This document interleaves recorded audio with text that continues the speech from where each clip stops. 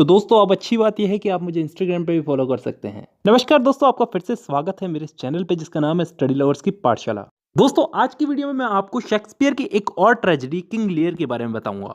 ये शेक्सपियर की most famous tragedies में से एक है और एक ऐसे राजा की कहानी है जो कहानी की शुरुआत में अपनी चापलूसी सुनने का आदी होता है और अपनी बेटियों के द्वारा किए गए अपमान के बाद में उसे अकल आती है। देखिए दोस्तों, ये वीडियो थोड़ी लंबी हो सकती है क्योंकि मैं आपको ढंग से समझाने वाला हूं, इसलिए हमको शायद वीडियो शुरू कर लेनी चाहिए। तो दोस्तों अब ज्यादा टाइम ना वेस्ट करते हुए शुरू करते हैं आज की हमारी video, King Lear by William Shakespeare. Let's begin. देखिए सबसे पहले हम लोग कैरेक्टर्स डिस्कस कर लेते हैं। तो सबसे पहले मैं आपको इस कहानी के मेन कैरेक्टर किंग लियर के बारे में बताऊंगा। ये इस कहानी का मेन कैरेक्टर है और ब्रिटेन का एक बूढ़ा राजा है जो अपनी दो चापलूस बेटियां गोनेरिल और रीगन के बहकावे में आकर अपनी सारी संपत्ति उन दोनों को दे देता है। और इस चीज का हर्जाना, यानी कि ये जो गलती की है इसने, इस चीज का हर्जाना इसको कहानी के अंत तक, मतलब कि इसके पागलपन और मृत्यु तक उठाना पड़ता है। ठीक है, ये कैरेक्टर समझ में आ गया। अब दूसरे कैरेक्टर्स की बात करते हैं। अब देखिए इस किंग लियर की 3 बेटियां हैं।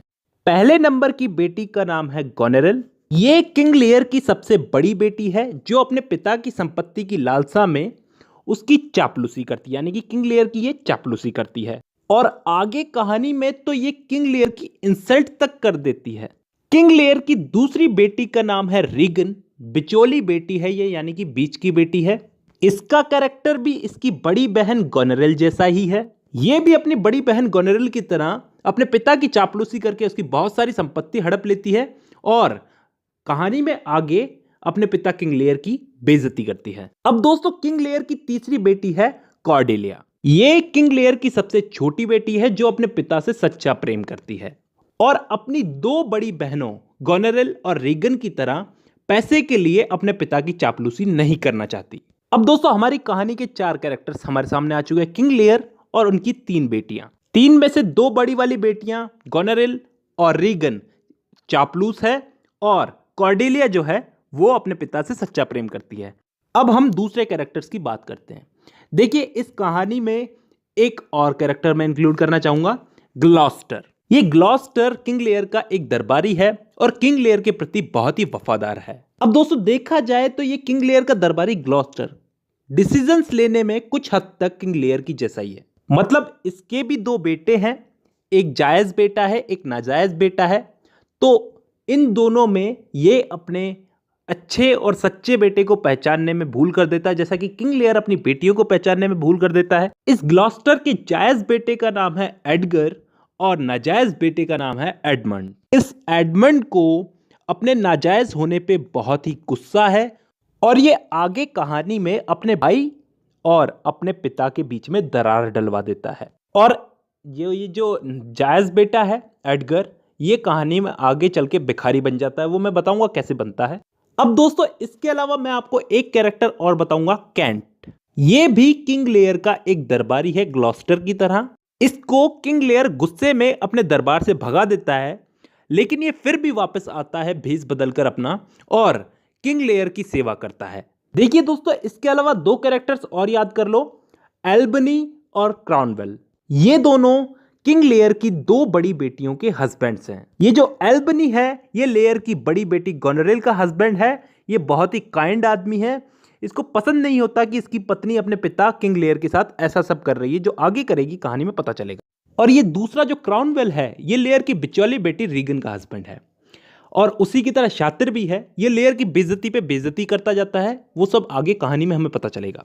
तो अब दोस्तों ये हो गए कहानी के कैरेक्टर्स। अब हम कहानी शुरू करते हैं। ये कहानी है ब्रिटेन के एक बूढ़े राजा किंग लियर की। किंग लियर अब बहुत बूढ़ा हो चुका है।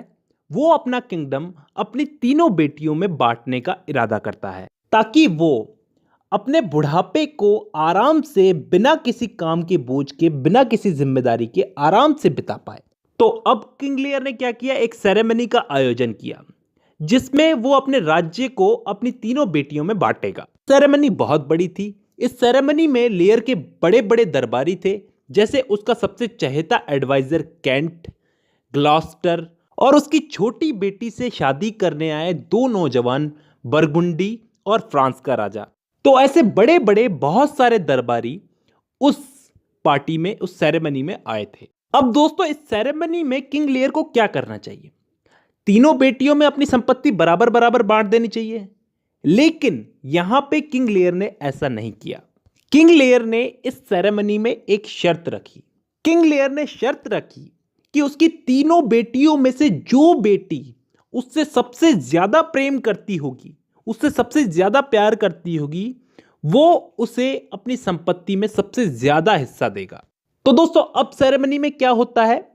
सेरेमनी के दौरान किंग लियर की जो दो बड़ी बेटियां थी, गोनेरिल और रीगन, जो कि एक नंबर की चापलूस थी, उन दोनों ने अपने फादर के प्रति अपना झूठा प्यार दिखाया। उन्होंने अपने पिता किंग लियर से कहा कि वो उससे इतना प्यार करती है कि संसार में किसी और चीज से उतना प्यार नहीं करती जितना वो अपने पिता से करती है। तो किंग लियर खुश हो गए, ठीक है।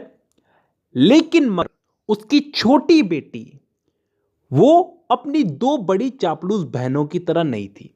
उसने अपने पिता को कहा कि वो अपने पिता से, किंग लियर से उतना ही प्यार करती है जितना एक बेटी को करना चाहिए, ना कम ना ज्यादा। अब दोस्तों, जैसा कि मैंने आप लोगों को कहा था, किंग लियर को इस कहानी में शुरुआत में एक बहुत ही गंदी आदत है अपनी चापलूसी सुनने की। मतलब किंग लियर को ऐसे लोग ज्यादा पसंद आते हैं जो बस उसकी तारीफ ही करते रहें। तो जब उसकी छोटी बेटी ने यह कहा कि मैं आपसे सिर्फ एक लिमिट तक प्यार करती हूं, ना कम ना ज्यादा, तो अब यह बात सुनकर के किंग लियर को आ गया गुस्सा। तो अब किंग लियर ने क्या किया? अपनी छोटी बेटी को गुस्से गुस्से में अपनी जायदाद से वंचित कर दिया, क्योंकि बेचारी ने चापलूसी नहीं की थी ना, सच बोला था। तो अब दोस्तों, ये सब देख करके कॉर्डेलिया के साथ दो नौजवान शादी करने आए थे, मैंने आपको बताया था, बुरगुंडी और किंग ऑफ फ्रांस। तो अब इनमें से बुरगुंडी जो था, बरगंडी, ये कॉर्डेलिया से शादी करने के लिए पीछे हट गया भाई। अब क्यों पीछे हट गया भाई? क्योंकि इसको अपने पिता का फॉर्च्यून तो मिल ही नहीं रहा, पैसा तो मिल ही नहीं रहा, तो ऐसी लड़की को क्या चाटेंगे? तो वो पीछे हट गया। लेकिन दूसरा जो लड़का था, किंग ऑफ फ्रांस, उसने कहा कि मैं कॉर्डेलिया से शादी करना चाहूंगा बिना किसी पैसे के। हाँ, ये लड़का बढ़िया है, चलो ठीक है।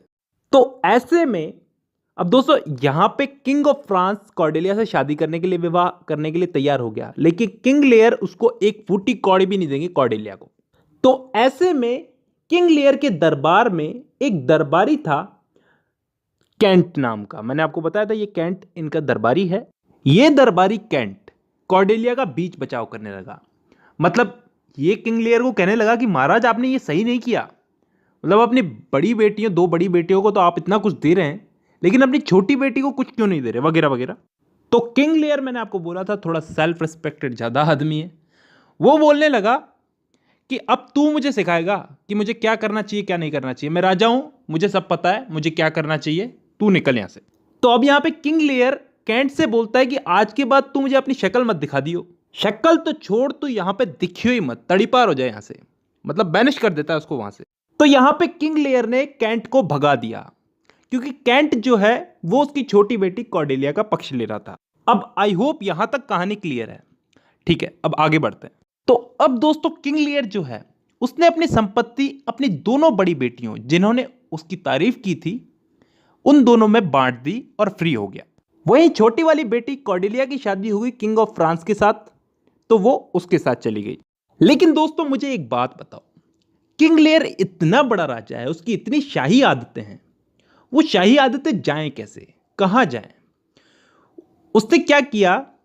अपनी सारी संपत्ति अपनी दोनों बेटियों को देने के बावजूद अपने पास 100 नाइट्स यानी कि 100 योद्धा रख लिए, ताकि उसे अपने शाही पने का थोड़ा बहुत एहसास होता रहे कि हाँ, मैं कभी राजा था या अभी राजा हूं। तो अब उसने, यानी कि किंग लियर ने क्या फैसला किया कि अब वो बारी बारी से अपनी दोनों बेटियों के पास रहेगा, दोनों बेटियों और दामादों के पास रहेगा। उस बेचारे को तो ये बहुत उम्मीद थी कि उसकी दोनों बेटियां जो है उससे बहुत इज्जत करती है, बहुत प्यार करती है, वगैरह वगैरह। तो अभी आगे कहानी में पता चल ही जाएगा कितना प्यार करती है, कितना इज्जत करती है। अब दोस्तों, मैं आपको बताता हूं इस ग्लॉस्टर के बारे में। देखिए ये जो ग्लॉस्टर है, मैंने आपको बताया था ये किंग लियर का एक दरबारी है। तो अब इस ग्लॉस्टर के भी दो बेटे हैं, एडगर और एडमंड। तो अब मैंने आपको बताया था ये एडमंड जो है इसके साथ क्या प्रॉब्लम है। इसको अपने इस नाजायज वाले स्टेटस से जो है वो बहुत प्रॉब्लम है, और ये अपने भाई एडगर से बहुत जलता है क्योंकि वो ग्लॉस्टर का जायज बेटा है इसलिए। अब ये एडमंड क्या करता है, एक प्लानिंग करता है।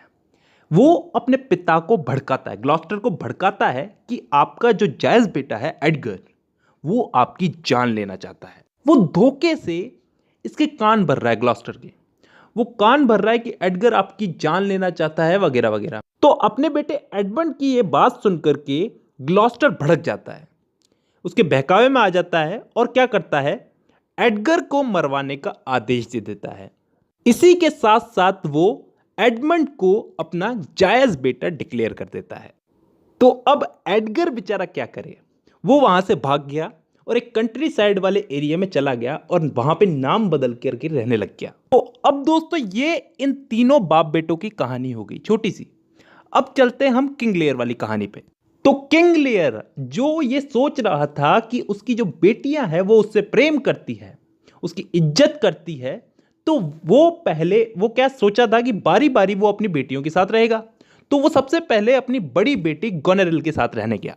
तो गोनेरिल उस सेरेमनी के वक्त तो अपने पिता से बहुत प्रेम दिखा रही थी, लेकिन अब वो थोड़ी चिड़चिड़ी स्वभाव की होगी कि मेरे पिताजी मेरे साथ रहने आ रहे, कोई प्रॉब्लम नहीं है, लेकिन अपने साथ वो 100 नाइट्स को क्यों लेके आ रहे, 100 योद्धा, क्या जरूरत है। तो दोस्तों गोनेरिल ने क्या किया, अपने सारे नौकरों को कह दिया कि मेरे पिताजी यहां पे आ रहे हैं, उनके साथ कोई राजा जैसा बर्ताव करने की जरूरत नहीं है, एकदम आम आदमी की तरह पेश आना, उनके सामने एकदम आम आदमी की तरह बर्ताव करना। और दोस्तों इसी के साथ साथ ये जो कैंट है जिसको किंग लियर ने भगा दिया था, वो अब वापस से भेष बदल करके वापस आ गया किंग लियर की सर्विस में। किंग लियर ने उसको पहचाना नहीं कि ये वही कैंट है जिसको मैंने तड़ी पार कर दिया था, उसने तो अपनी सर्विस में उसको ले लिया। तो दोस्तों यहां पे गोनेरिल के घर में किंग लियर के साथ रूखा बर्ताव होता है, लेकिन किंग लियर सब कुछ बर्दाश्त करते जाते हैं, सब कुछ सहन करते जाते हैं। एक दिन गोनेरिल किंग लियर के पास आकर के बोलती है कि आपको अपने साथ 100 नाइट्स रखने की जरूरत क्या है, आप ऐसे कीजिए इनकी संख्या घटा करके आप इनको 50 कर दीजिए। तो अब इतना सब होते देख किंग लियर ने अपने आप को बहुत इंसल्टेड फील किया और अपनी बड़ी बेटी जो है गोनेरिल उसको बहुत कोसा कि तुम सेरेमनी के टाइम पे तो बहुत बड़ी बड़ी बातें कर रही थी और अब तुम मेरे साथ ऐसा कर रही हो। तो उसने फैसला किया कि अब मैं तुम्हारे साथ बिल्कुल नहीं रहूंगा, मैं अपनी छोटी बेटी रीगन के साथ रहने जा रहा हूं। तो किंग लियर अपनी बड़ी बेटी की हरकतों से तंग आकर के अपनी बिचौली बेटी रीगन के पास रहने गए, लेकिन किंग लियर के रीगन के पास पहुंचने से पहले ही गोनेरिल का लेटर रीगन के पास पहुंच चुका था कि पिताजी तुम्हारे पास आएंगे वगैरह वगैरह। तो अब दोस्तों किंग लियर जो है वो अपनी मंझली बेटी रीगन के पास गया, लेकिन रीगन तो यहां पे गोनेरिल से भी गई बीती थी। उसने तो साफ साफ कह दिया कि अगर पिताजी आपको मेरे साथ रहना है तो मैं तो आपको 25 नाइट्स ही रखने दूंगी। गोनेरिल आपको 50 तो रखने दे रही है, मैं तो आपको 25 ही रखने दूंगी। तो किंग लियर ये सब सुन करके गुस्से में पागल हो जाता है कि मेरी बेटियां ये मेरे साथ कर क्या रही है। तो अब दोस्तों कहानी में क्या होता है कि ये जो क्राउनवेल है, जो रीगन का हस्बैंड है, ये रीगन और गोनेरिल ये तीनों मिलकर के क्या करते हैं, ये ग्लॉस्टर का महल भी लॉक करवा देते हैं। ये कहते हैं कि अब तो किंग लियर को हम कहीं नहीं रहने देंगे, कि जाओ जाकर के सड़कों पर भटको। मतलब पहले तो बुरा बर्ताव कर रहे थे, अब तो उन्होंने किंग लियर को घर से ही बाहर निकाल दिया। तो दोस्तों अब ये जो कैंट है ये लियर के साथ भेष बदल कर रह रहा था, मैंने आपको बताया था। ये किंग लियर को जब घर से बाहर निकाल दिया जाता है तब इसके साथ नहीं होता, मतलब ये उस वक्त नहीं होता किंग लियर के साथ में, इसको एक कोठरी में बंद कर दिया जाता है। तो ये जैसे तैसे करके वहां से छूट करके भागता है और किंग लियर की तलाश में लग जाता है। तो किंग लियर की तलाश करते करते इस कैंट को एक जेंटलमैन मिलता है। वो जेंटलमैन इस कैंट को बताता है कि किंग लियर और उसके साथ एक बंदा और था, फूल, ठीक है, उन दोनों को उस जेंटलमैन ने देखा है। तो कैंट उस जेंटलमैन को उन दोनों का पता बताने के लिए धन्यवाद देता है और उसको अपना पर्स इनाम में देता है। इसी के साथ साथ कैंट उसको अपनी रिंग देता है और कहता है कि मेरा एक काम और कर दो, कि ये जो रिंग है ये ले जा करके किंग लियर की छोटी बेटी कॉर्डेलिया को दिखाओ और कहो कि उनके फादर के साथ साथ क्या क्या अन्याय हुआ है। तो इतना कह करके कैंट वहां से चला जाता है। अब दोस्तों किंग लियर जो है वो वहां तूफान में भटक रहा है अपने एक फूल के साथ। तब कैंट ने उन दोनों को ढूंढ लिया और एक झोपड़ी में लेकर के आ गया। अब जिस झोपड़ी में ये तीनों जने आए हैं, किंग लियर, कैंट और फूल, ये तीनों जने जिस झोपड़ी में आए हैं, ये किसकी है आपको पता है? एडगर की। जी हां, ग्लॉस्टर का जायज बेटा एडगर, जो एक नाम बदल करके यहां पे रह रहा है। ये एडगर यहां पे पुअर टॉम का नाम बदल करके इस जगह पे रह रहा है। अब दोस्तों मैंने आपको बताया था ये ग्लॉस्टर जो है ये भी किंग लियर का एक वफादार दरबारी है। तो इसने सोचा कि हमारे राजा किंग लियर कहां कहां भटक रहे होंगे, तो इसने अपने बेटे एडमंड को कहा कि बेटा हमें अपने राजा की मदद करनी चाहिए, गुप्त रूप से ही सही लेकिन मदद करनी चाहिए। इसके अलावा ग्लॉस्टर एडमंड को बताता है कि उसे फ्रांस की तरफ से, फ्रांस की फोर्स की तरफ से एक लेटर मिला है जिसमें इंग्लैंड पर आक्रमण करने की बात की गई है। मैं किंग लियर की मदद करने जा रहा हूं। लेकिन यहां पे ये सब बातें एडमंड को बताने का क्या फायदा, क्योंकि ये तो पक्का धोखेबाज आदमी है। ये तो अपने फादर को, ग्लॉस्टर को धोखा देने वाला है दोस्तों।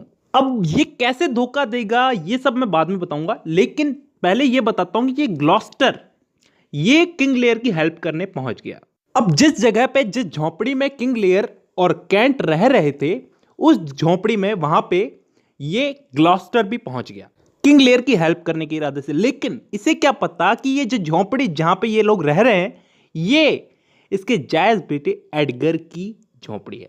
अब ग्लॉस्टर ने क्या किया, किंग लियर को और कैंट को वहां से एक सही जगह पर ले गया। अब दूसरी तरफ ग्लॉस्टर का नाजायज बेटा एडमंड ये क्या चाल खेल रहा था, ये रीगन के हस्बैंड कॉर्नवेल के पास गया और उसे जाकर के अपने पिता के सारे प्लान के बारे में बता दिया, यानी कि ग्लॉस्टर के सारे प्लान के बारे में बता दिया। उसने कॉर्नवेल को बताया कि मेरे पिताजी जो हैं ग्लॉस्टर, वो सीक्रेटली किंग लियर और फ्रांस की फोर्स की मदद कर रहे हैं। और उसने ये भी बताया कि मेरे पिताजी को फ्रांस की फोर्स की तरफ से कोई लेटर वगैरह मिला है। अब ये सब जानकारी देने के बदले में कॉर्नवेल ने एडमंड को एरल ऑफ ग्लॉस्टर बना दिया, यानी कि उसके पिता की गद्दी पर उसको बैठा दिया।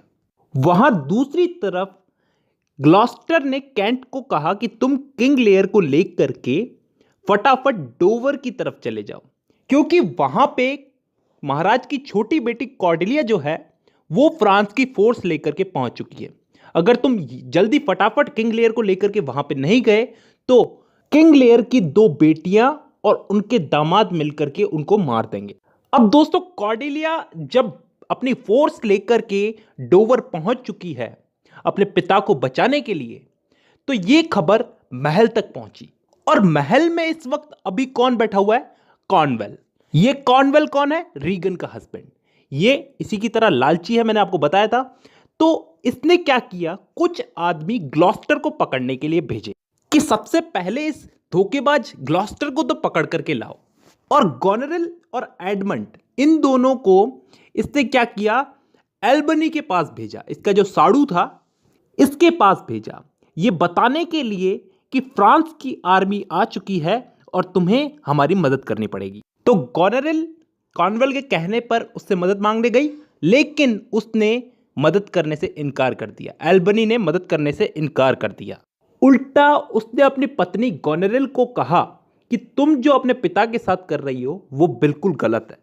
दूसरी तरफ वहां ग्लॉस्टर को पकड़ लिया गया। मैंने आपको बताया इसको भी पकड़ने के लिए भेजा है इसने आदमी, कुछ आदमी भेजे हैं इसको पकड़ने के लिए। तो इसको पकड़ लिया गया और इसको कॉर्नवेल के सामने हाजिर किया गया। अब मंझली बेटी रीगन और कॉर्नवेल ने, उसके पति कॉर्नवेल ने मिलकर के क्या किया, इस बेचारे की आंखें निकलवा दी ग्लॉस्टर की और उसे महल के बाहर फेंकवा दिया।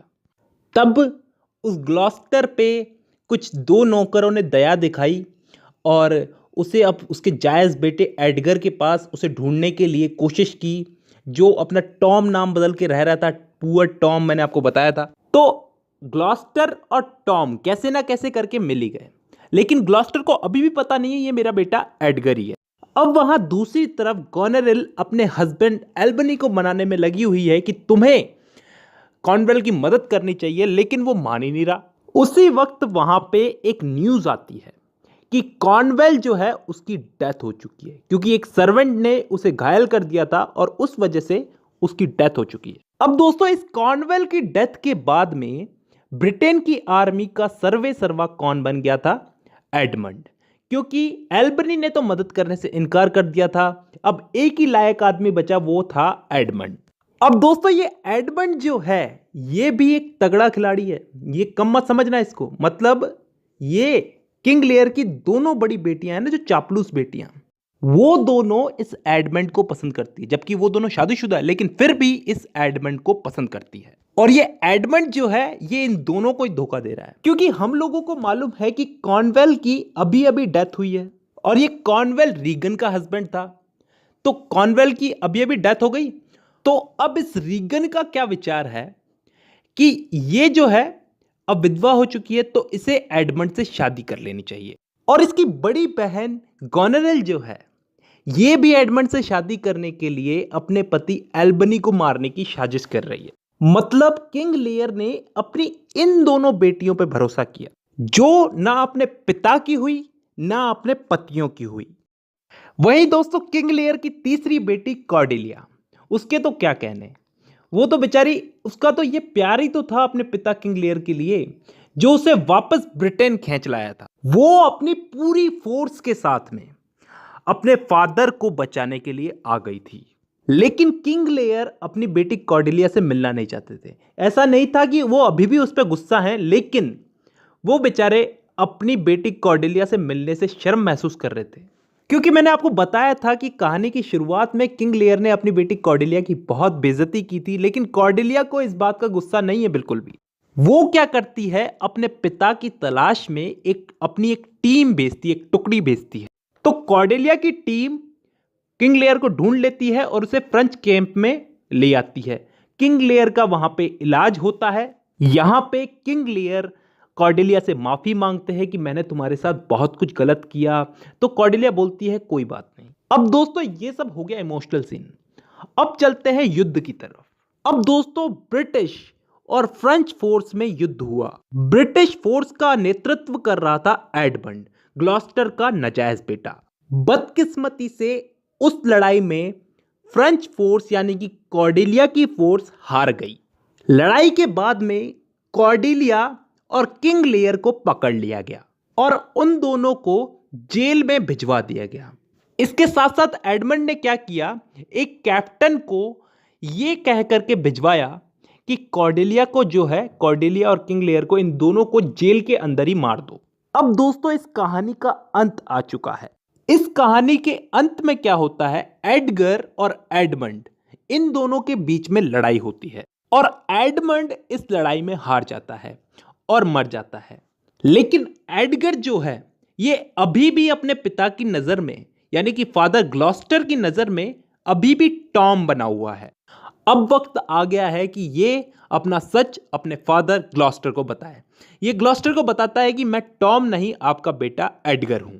अब ग्लॉस्टर भी बेचारा मरने वाला है, तो वो खुश भी है, अंदर से दुखी भी है कि उसने अपने बेटे के साथ ऐसा सब किया। उस चीज के लिए दुखी था और अंदर से खुश भी था कि उसका जायज बेटा एडगर सही था। इसलिए अब दोस्तों, मैंने आपको बताया था किंग लेयर की जो दो बड़ी बेटियां हैं, गोनेरिल और रीगन, ये दोनों ही एडमंड को पसंद करती थी। ठीक है, तो जब गोनेरिल को यह पता चला कि रीगन जो है वो एडमंड से शादी करना चाहती है, तो गोनेरिल ने रीगन को जहर दे करके मरवा दिया ताकि वो एडमंड को पा सके। लेकिन जब उसे पता चलता है कि एडमंड भी मर चुका है, तो उसे बहुत दुख होता है और वो खुद को भी मार लेती है। तो यहां पे किंग लेयर की दो बड़ी चापलूस बेटियां मर चुकी है और यहां पे किंग लेयर का दामाद कॉर्नवेल भी मर चुका है। लेकिन बड़ा वाला दामाद एल्बनी अभी जिंदा है, क्योंकि ये अच्छा आदमी था ना। ठीक है, ये एडमंड जो है इसको एडगर ने मार दिया है। लेकिन एडमंड मरने से पहले एक चीज कह करके गया कि उसने एक कैप्टन को कॉर्डेलिया और किंग लेयर को मारने के लिए भेजा है। तो एल्बनी ये बात सुनकर के जल्दी बोलता है अपने सिपाहियों को, जाओ और जा करके उस कैप्टन को रोको, कहीं वो कॉर्डेलिया और किंग लेयर को मार ना दे। लेकिन जब तक उसके सिपाही वहां तक पहुंचते हैं तब तक बहुत देर हो चुकी होती है, क्योंकि जब एल्बनी के सिपाही वहां पहुंचते हैं तो क्या देखते हैं कि किंग लेयर के हाथ में उसकी बेटी कॉर्डेलिया की बॉडी थी और किंग लेयर पागल सा रो रहा था। वो कहता है कि उसने कैप्टन को तो मार दिया लेकिन कॉर्डेलिया को बचा नहीं पाया, और इसी दुख में on the spot King Lear की भी डेथ हो जाती है। इसी के साथ साथ दोस्तों कैंट भी इस कहानी में मर जाता है। एंड में सिर्फ 2 बंदे बचते हैं, बड़ी वाली बेटी गोनेरेल का हस्बैंड एल्बनी और एडगर, जो कि ग्लॉस्टर का जायज बेटा था। और इस कहानी के अंत में एल्बनी आगे चल करके ब्रिटेन का राजा बनता है और यहीं पे हमारी कहानी किंग लेयर खत्म होती है। तो दोस्तों आई होप आप लोगों को कहानी समझ में आई होगी। अगर नहीं आई तो मैं हमेशा कहता हूं इस कहानी को थोड़ा टाइम रुक करके वापस देखना। तो दोस्तों आज की वीडियो में बस इतना ही। अब मुलाकात होगी आपसे अगली वीडियो में, तब तक के लिए धन्यवाद।